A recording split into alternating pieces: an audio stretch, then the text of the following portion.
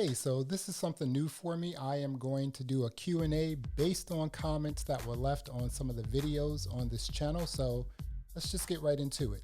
Stefan Kargoski, he left a comment, or, I'm gonna say, I don't know if it's a he or she, but what was the difference between the KRK rocket line and the V line? And so they bought the Rocket 5s, or I should say they bought the KRK 5 stealth monitors. They noticed that when the monitors were a little low, volume-wise, or inactive, that they just turned off. And, I noticed the same thing on my KRK Rocket 8s, 4th generation. And that's sort of like a sleep mode feature. So if the monitor is inactive, then it will shut itself down or go into a sleep mode. And whatever sort of interface or device is connected to, just play with the controls a little bit and the monitor will wake up. Okay, another comment on the same video is Sean Ricketts. He wants to know if he should use the 7s or the 8s in an untreated room. So I will say this. If you're using the 4th generation, it really isn't going to matter because they have the DSP EQ system on the 4th generation KRK rockets.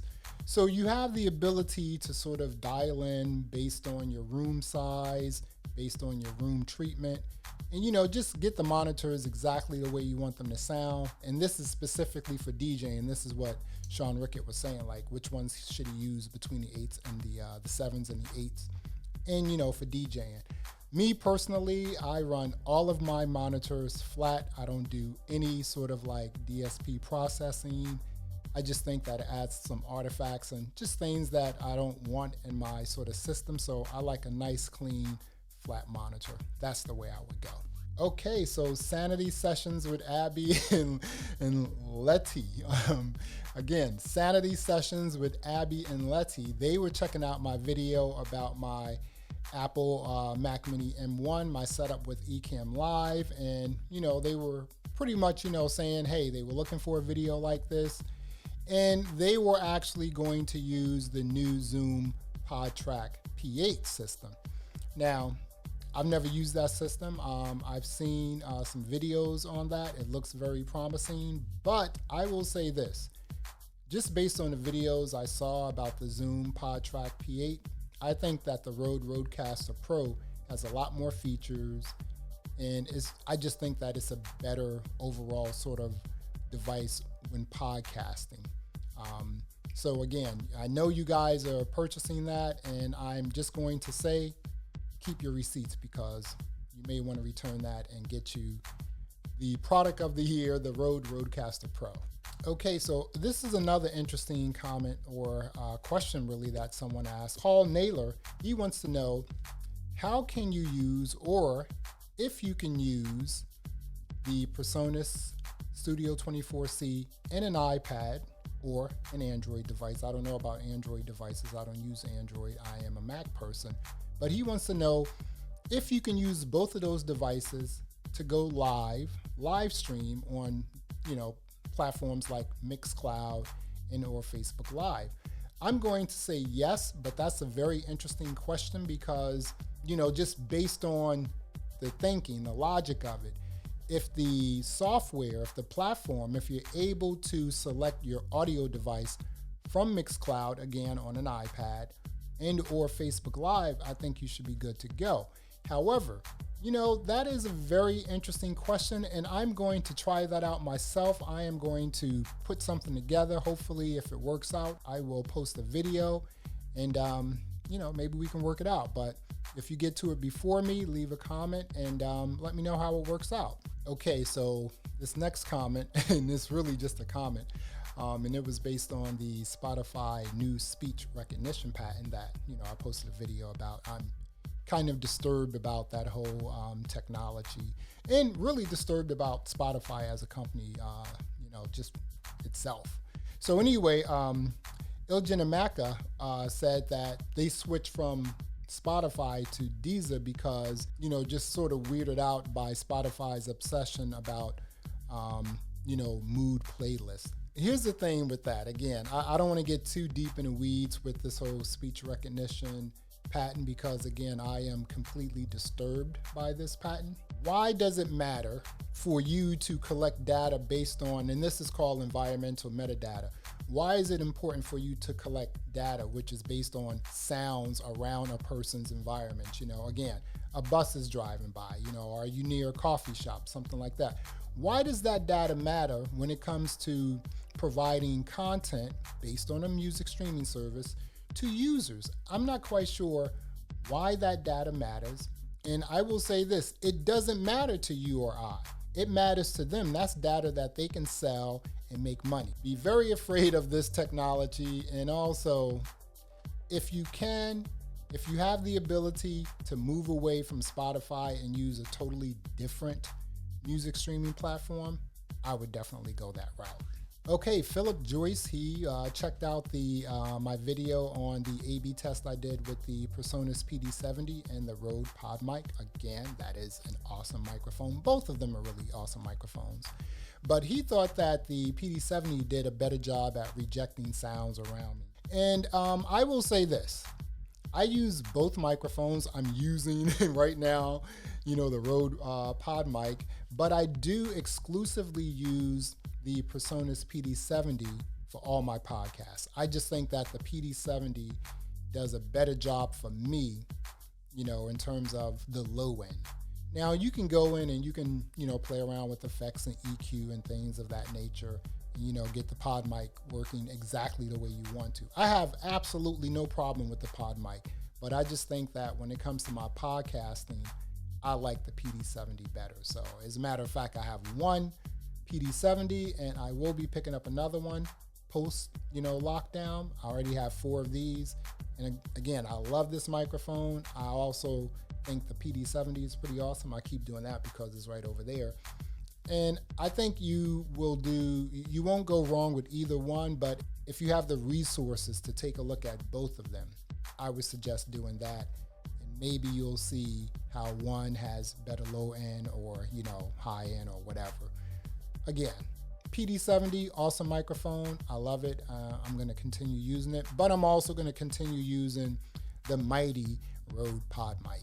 Okay, so I have 2 comments left that I'm going to answer, and they're both based on the Virtual DJ review that DJ Keo and I did. Now, let me just say this about Virtual DJ, because there were some positive and negative comments, and I'm okay with either one because that's what engagement is all about. It's not all about, everyone's happy and having a good time.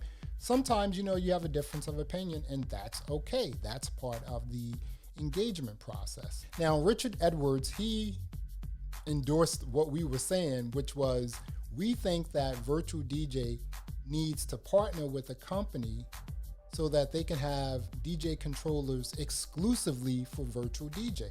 That makes a lot of sense. I noticed, if you look at where the industry is right now when it comes to DJ softwares, they're kind of moving away from laptops. Even though you may need a laptop connected to a DJ controller, you still have all of the features and all of the controls right in front of you. So you're doing less on the laptop and more on the DJ controller, maximizing your creativity.